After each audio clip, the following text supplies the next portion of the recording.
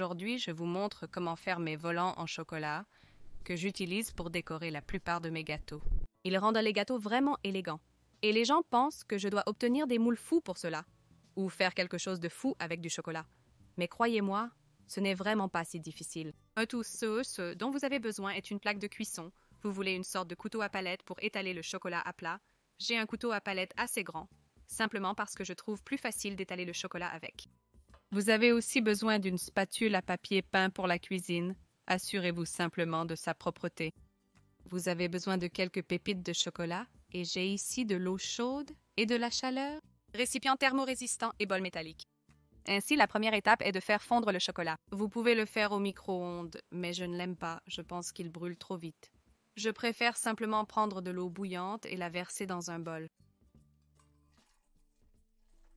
Ensuite, j'ai ici mes pépites de chocolat, préférables en pépites qu'en gros morceaux pour une fonte plus rapide. Je vais simplement les mettre dans une tasse, c'est environ une poignée. Si vous voulez faire plus de volants, utilisez plus de chocolat, moins de volants, utilisez moins de chocolat. Génie. Donc, je vais le mettre dans l'eau chaude et littéralement le laisser jusqu'à ce qu'il commence à fondre et lui donner quelques remuements juste pour le faire fondre. Je fais cela car le chocolat brûle facilement, surtout en petite quantité. Faire fondre avec précaution est donc la méthode la plus efficace. Tout a fondu très joliment. Et une fois que tout est lisse, il est prêt à être mis sur le plateau. Donc, vous voulez une plaque de cuisson, mais ensuite retournez-la pour que le fond soit vers le haut. Je vais simplement verser le chocolat dessus et l'étaler.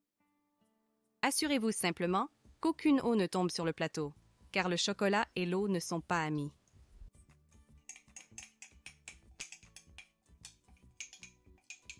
J'utilise une couverture de chocolat noir, ce qui signifie essentiellement qu'elle contient un pourcentage très élevé de cacao et qu'elle est de très bonne qualité. Je vais simplement l'aplatir et vous voulez qu'il soit le plus fin possible. Vous comprenez sûrement pourquoi c'est plus aisé avec une spatule plus grande. Et plus il est uniforme, plus il sera facile de créer les volants. Donc, le chocolat plat va se refroidir dans le frigo pendant 5 minutes jusqu'à être couvert de givre.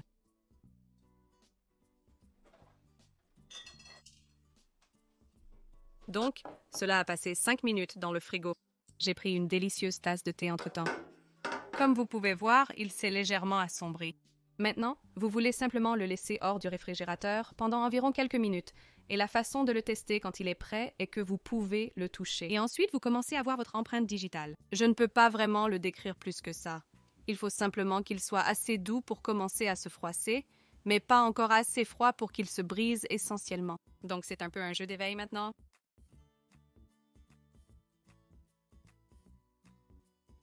Donc je suis en train de le tester et je peux voir que mes doigts apparaissent. Et on dirait qu'il revient lentement à la température ambiante, ce qui est exactement la température que nous voulons pour commencer à froisser. Donc, nous prenons notre magnifique grattoir à papier peint, le meilleur ustensile de cuisine qui existe, et vous plongez littéralement dans le chocolat et glissez le long, et les volants commenceront à se fondre.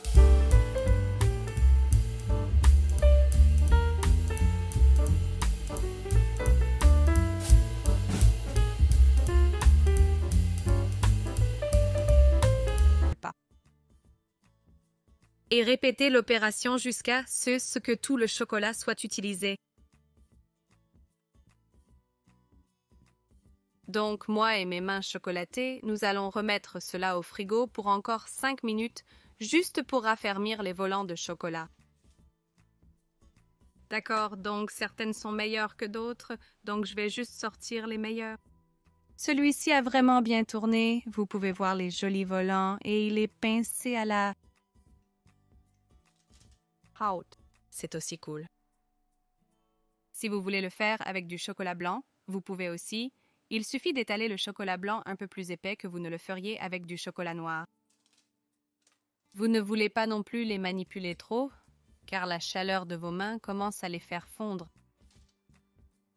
Je pense que c'est un bon choix.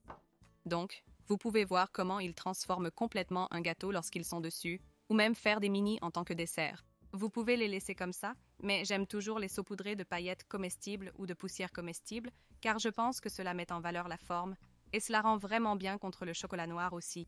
Donc ici, j'ai de la poussière d'or, et je continue juste un peu avec un pinceau.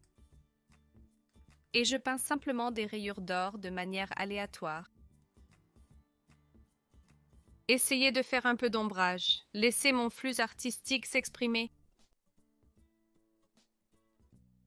Et vous pouvez également utiliser de la peinture comestible. Et j'ai découvert un nouvel amour pour la peinture rouge vif sur le chocolat noir. Je trouve simplement le contraste incroyable, il n'est pas courant. Je peins simplement des rayures avec de la peinture.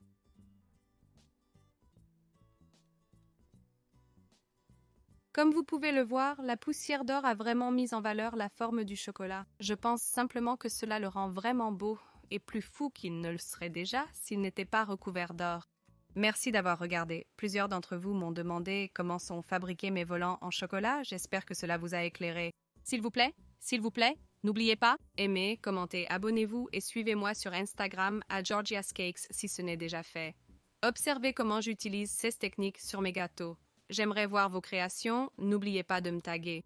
J'espère que vous avez aimé. À la prochaine.